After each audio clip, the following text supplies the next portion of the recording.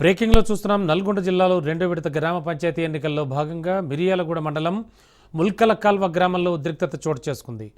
అధికార పార్టీ అభ్యర్థి అధికారుల అండదండలతో నిబంధనలకు విరుద్ధంగా వ్యవహరించాడని ఆరోపిస్తున్నారు.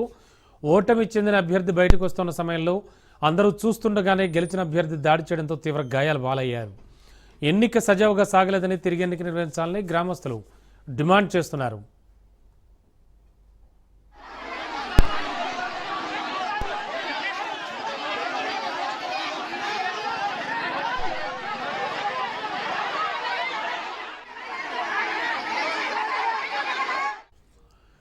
బ్రేకింగ్లో చూస్తున్నాం. నల్గొండ జిల్లాలో రెండో విడత గ్రామ పంచాయతీ ఎన్నికల్లో భాగంగా మిర్యాలగూడ మండలం ముల్కల కాల్వ గ్రామంలో ఉద్రిక్తత చోటు చేసుకుంది.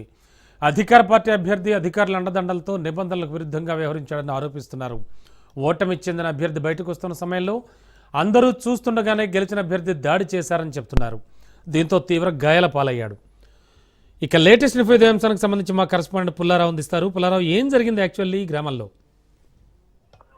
రెండో విడత గ్రామ పంచాయతీ ఎన్నికలకు సంబంధించి కౌంటింగ్ ప్రక్రియ పూర్తి అయిన తర్వాత మిర్యాలగూడ మండల పరిధిలో ఉన్నటువంటి ముల్కల కాలువలో మాత్రము తీవ్రమైనటువంటి ఉద్రిక్తత చోటు చేసుకుంది.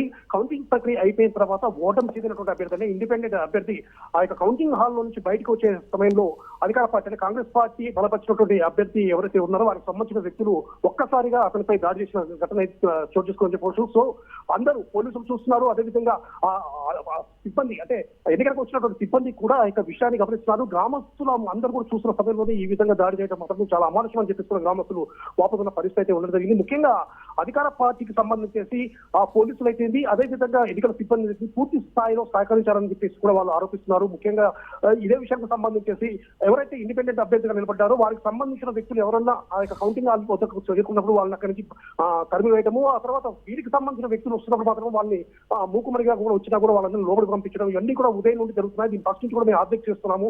అయినప్పటికీ కూడా పోలీసులు అయితే అదేవిధంగా ఎన్నికల సిబ్బంది అయితే వాళ్ళు పూర్తిగా సహకరించారు అని చెప్పేసి కూడా గ్రామస్తులు ఆరోపిస్తున్న పరిస్థితి ఉందని చెప్పవచ్చు. సో ఎప్పుడైతే ఈ ఓటమి చెందినటువంటి అభ్యర్థి బయటకు వస్తున్నారో అదే సమయంలో దాడి చేసి అతన్ని తీవ్రంగా గాయపరచడం మాత్రము ఇది పూర్తి స్థాయిలో విరుద్ధం అని చెప్పేసి గ్రామస్తులు వాపుతున్నారు. ఇదే మరో విషయం ఏంటంటే ఆ యొక్క కౌంటింగ్ ప్రక్రియ కంప్లీట్ అయిపోయిన తర్వాత తప్పనిసరిగా ఓటమి చెందినటువంటి అభ్యర్థి అనే పర్సన్ సంతకం తీసుకోవాలి ఓటమి చెందిన తర్వాత. కానీ అలా కూడా తీసుకోకుండా ఆ అభ్యర్థి సంతకం పెట్టకుండానే పోలింగ్ బాక్స్ లను కూడా ఇక్కడి నుంచి తరలించారని చెప్పేసి కూడా వారు ఆరోపిస్తున్నారు.